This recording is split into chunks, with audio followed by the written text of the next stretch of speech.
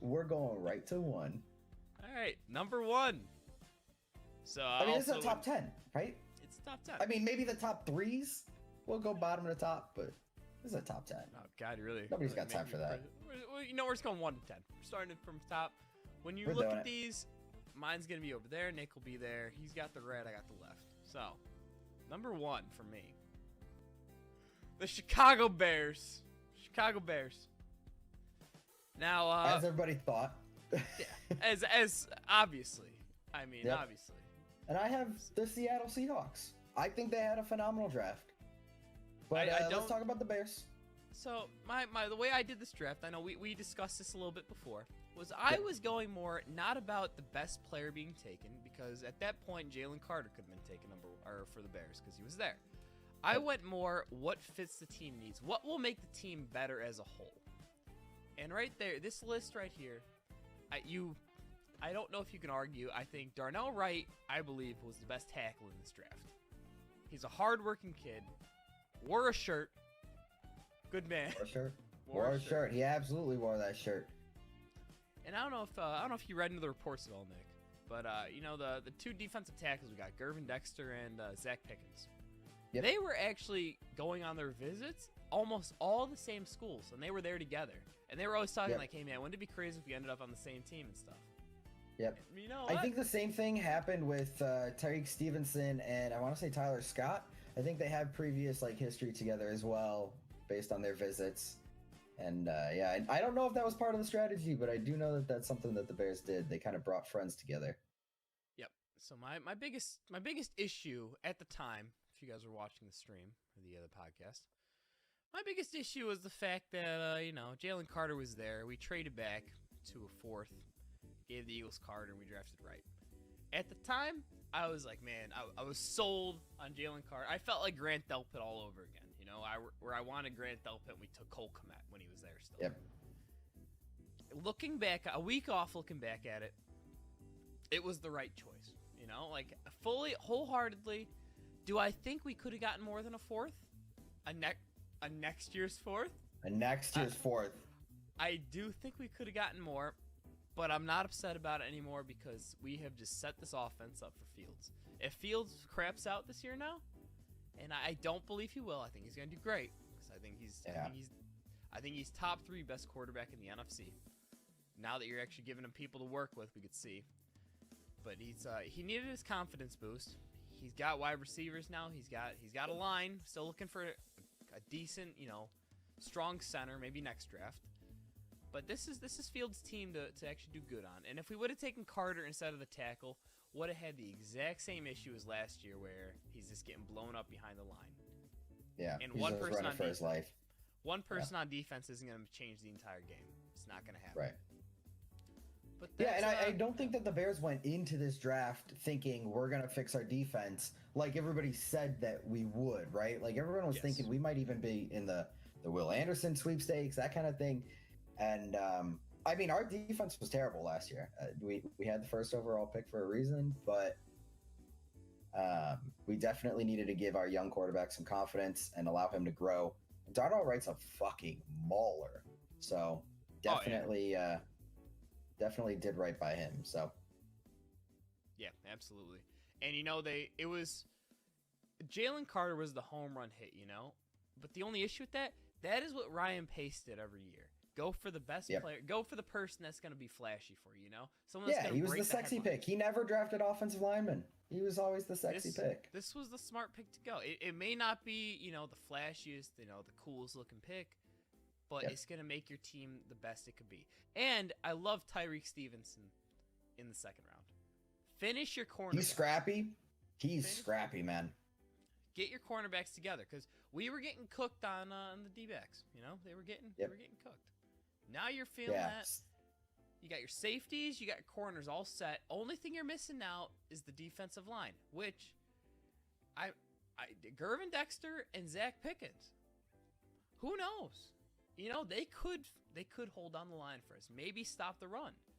And then maybe next year you go for I think that's what it is. Go for some linebackers next year, some outside, some edge rushers, after you get Marvin Harrison. Yeah, I definitely think that that's what it is. I think that it was more fix the run defense. I love the Tyreek Stevenson pick. I think he's scrappy. I think he's instinctive. I mean, I really, really like that pick, and definitely want to just bring in some competition for Gordon, right? Yes. Yep. But the D tackles, I think they're here to stop the run. I don't think they're going to be flashy. I don't think they're going to get to the quarterback. And I think I think Poles kind of said that like during free agency, even, you know, he didn't go and get some big name pass rusher, which I think he might. I think before the season starts, we might have a new pass rusher. We might have a midseason trade on our hands for a pass rusher.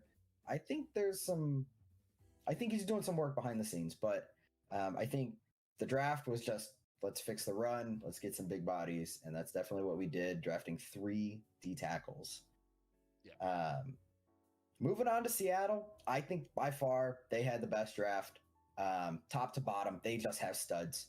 They've got the multiple running backs for their heavy run system. I think that was a solid idea. You know, I really, really like the running back that they got, as well as Kenneth Walker. So I think, you know, things are gonna be working for him. I think Zach Charbonnet, I think he's gonna be great. I think it's a great 1-2 punch. Jackson Smith and Jigba, everybody wanted the Bears to get him, including us. It was the pipe dream. It was the pipe dream. It was gonna be too early if we got him, but you know you want to. It was gonna be too early, but the thing is, he dropped late. He dropped down to 20, so he went down late, and I think he went to the perfect system. Metcalf, Lockett. Oh yeah, they're gonna take care of him.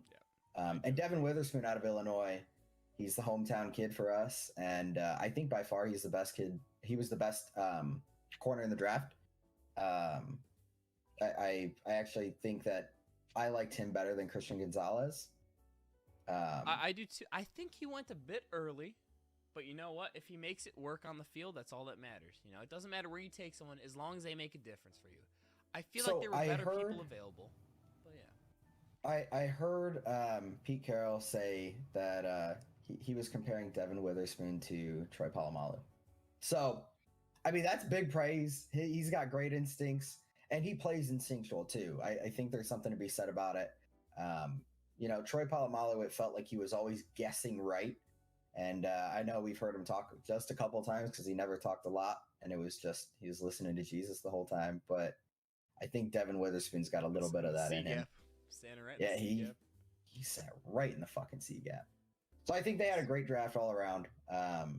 And they're definitely, I feel comfortable, #1 for Seattle. I looked at them. I thought, you know what? They didn't have a bad draft. I just thought that there were teams that had a better draft, you know? And before I forget, let me touch on one more thing here. Some people were pissed off that we took a running back in the 4th round. The man, Rashawn Johnson. This kid is a stud. I'm a big fan of him. May not have the numbers to back it up, but there's one reason why. Who did he back up?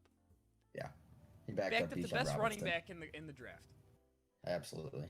That you're gonna make anyone look bad. That's like what LSU had Leonard Fournette, and who was the backup back then? I cannot think of him. He got drafted the next year. You know who I'm talking about, right?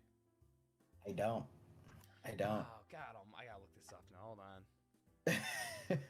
That would be 2018. 2018 we've got. Let's see, who do we got? 2018 draft. Yeah, I have no idea who you're talking about. I gotta find this. Either way, way, Darius Geis. Darius Geis. Okay. What happened to Darius Geis? Because did he get thrown out of the league? No idea. Did he kick someone? Was he the kicker? No idea. Anyway, though, when you're backup, you don't get to see the field as much, and you know you're behind the high praise names. But I think Rashawn Johnson, I feel pretty confident I could say by week 7, he will be the leading back. I think we're gonna be back by committees or a committee back, but I think he will be the leading back. Yeah, I've got a lot of faith in Roshan. I think he reminds me a lot, and you're not gonna like this. He reminds me a lot of oh gosh, who's the second running back in Green Bay? The one that Chris Collinsworth loves. Legatron or the leg? Yeah. Ah, Jesus. Why can't I think Can't of his remember any name now? names. Can't remember any names. Oh no, hold on. 245. Ooh. Dylan, AJ Dillon. Dylan? AJ Dillon. AJ Dillon. There it is. Yep. AJ Dillon. He reminds me a ton of AJ Dillon. He runs like a bowling ball, and he had I think he was like in the 99th percentile of broken tackles in college last year. Thanks. Which Anna, I mean, you can't do any better. Thanks for helping us with AJ Dillon. There you go. Thank you.